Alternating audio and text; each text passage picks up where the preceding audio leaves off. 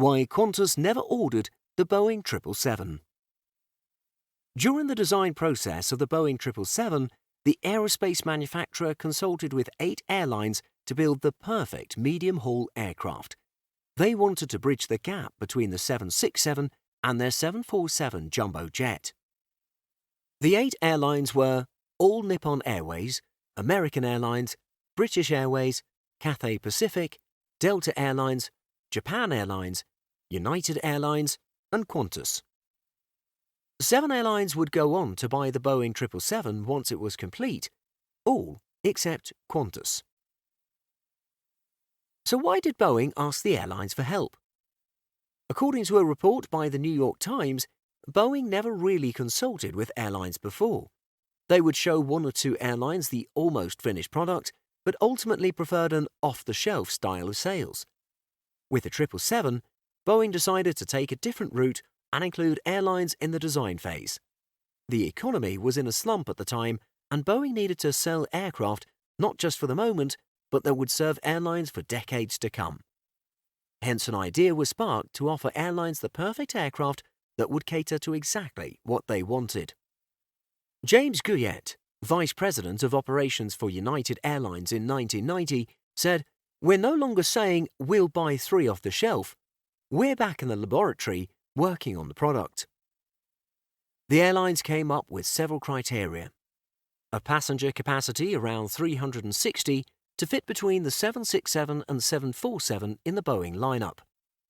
Configurable to be either domestic-oriented with 2 classes or 3 classes for international routes. This means that airlines should be able to move galleys and other areas around to fit in what they need. The aircraft would need to be powered by the most modern engines available and thus be the most efficient aircraft in the sky. So, with the design settled, Boeing got to work building the perfect aircraft.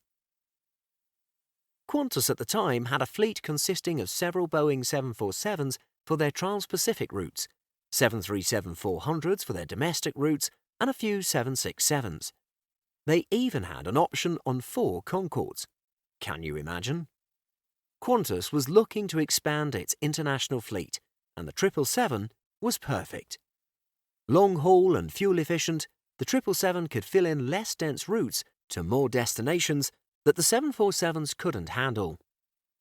Australia is very far away.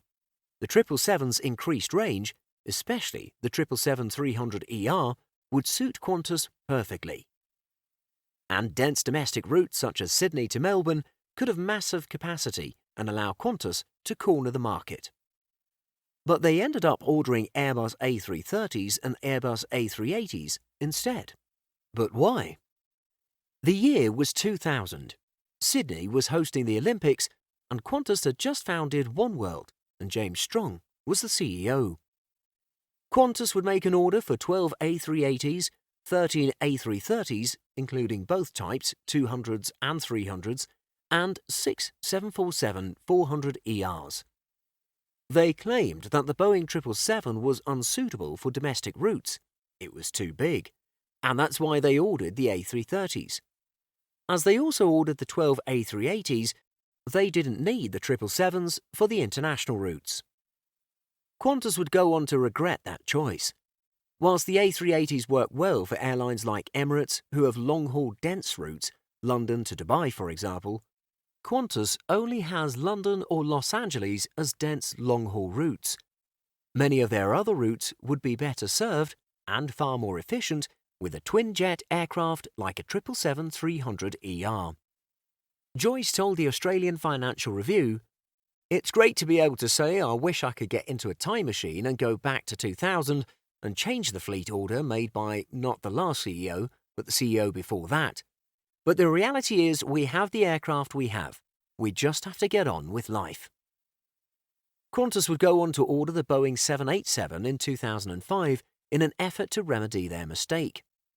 Now, this last point is definitely in the rumour territory, but according to one comment, a previous CEO of Qantas was strong-armed into selecting the A380 bundled with an A330 order rather than the Boeing 777. Airbus apparently threatened to never compete for Qantas's money again and would simply charge list prices. This is what the comment said.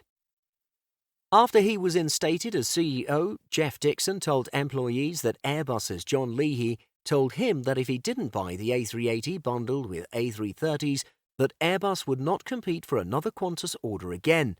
Whether Jeff believed this or not, he shouldn't have, but that is what he said at the time. Dixon was the last chance Qantas had to escape. Even he came to realize as well that not having 777s was an Achilles heel, but even he turned it down twice more too.